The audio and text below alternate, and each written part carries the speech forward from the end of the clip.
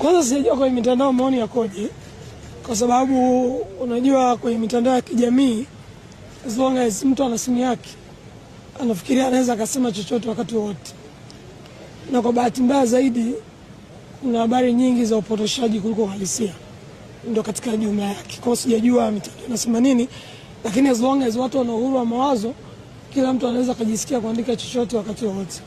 Sasa Mbowe kwenda kumtembelea Lissu nadhani ni jambo la kawaida, sababu Lissu mwenyekiti wa Chadema, Mbowe ni mwenyekiti wa Chadema mstaafu, lakini ni mjumbe wa kudumu wa kamati kuu, na katika mazingira ya kawaida magereza sio sehemu nzuri.